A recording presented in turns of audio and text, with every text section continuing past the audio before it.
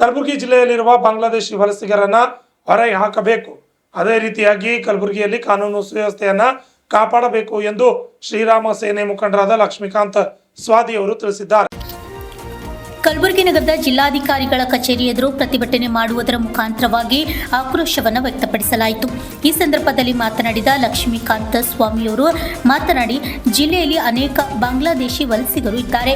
ಇದರ ಬಗ್ಗೆ ಮಾಹಿತಿ ನೀಡಿದರೂ ಕೂಡ ಅವರನ್ನು ಹಿಡಿಯುವಂತ ಕೆಲಸ ಅಧಿಕಾರಿಗಳು ಮಾಡುತ್ತಿಲ್ಲ ಎಂದು ಆಕ್ರೋಶ ವ್ಯಕ್ತಪಡಿಸಿದರು. Bureau report, RJ32 Kannada news, Kalaburagi. Bharat Mata ಕೀ ಜೈ, ಭಾರತ್ ಮಾತಾ ಕೀ ಜೈ.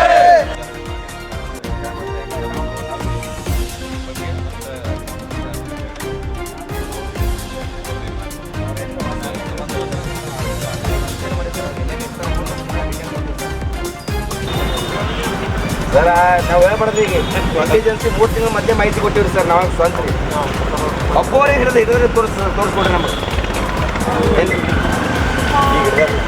ಅದು ಬಿಡಿ ಸರ್.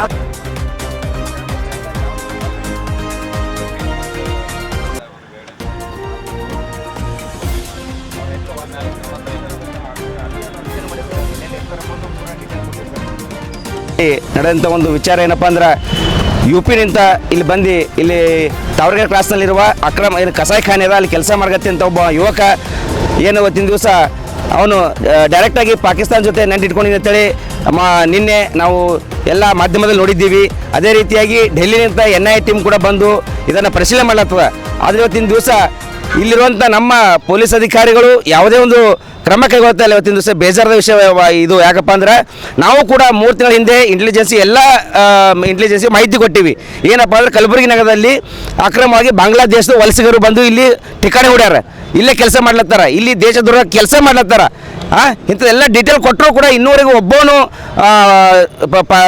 ಏನು ಬಾಂಗ್ಲಾದೇಶ ಹಿಡ್ಲಿಕ್ಕೆ ತಯಾರಿಲ್ಲ.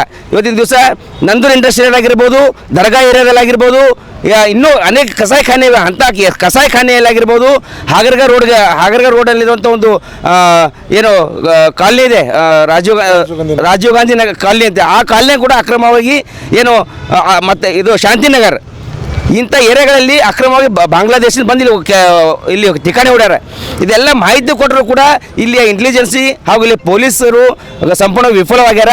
ಇವತ್ತಿನ ದಿವಸ ನಾಚಿಕೆ ವಿಷಯವಾಗಿದೆ. ಅದಕ್ಕೆ ನಾವು ಇವತ್ತಿನ ದಿವಸ ಮಾನ್ಯ ಆಯುಕ್ತರಿಗೆ ಮನವಿ ಮಾಡ್ಕೊತಾ ಇದ್ದೀನಿ. ಹಾಗೂ ಶ್ರೀರಾಮ ಸೇನೆ ವತಿಯಿಂದ ಮನವಿ ಕೂಡ ಸಲ್ಲಿಸಿದ್ವಿ.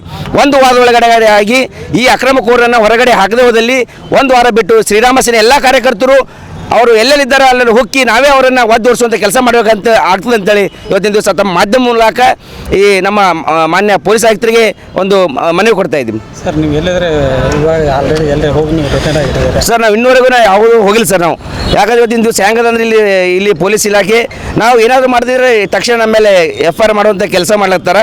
ಅದಕ್ಕೆ ನಾವು ಕೂಡ ಸ್ವಲ್ಪ ತಾಳ್ಮೆಯಿಂದ ಕೆಲಸ ಮಾಡ್ಲತ್ತೀವಿ. ಅದಕ್ಕಾಗಿ ಇವತ್ತಿನ ದಿವಸ ನಾವು ಮಾಹಿತಿ ಕೊಟ್ಟಿವಿ. ಇಂಟೆಲಿಜೆನ್ಸ್ ಮಾಹಿತಿ ಕೊಟ್ಟರು ಕೂಡ ಇನ್ನೂವರೆಗೆ ಯಾರೂ ಅದ್ರ ಬಗ್ಗೆ ತಲೆ ಕೆಡಿಸ್ಕೋತಾ ಇಲ್ಲ.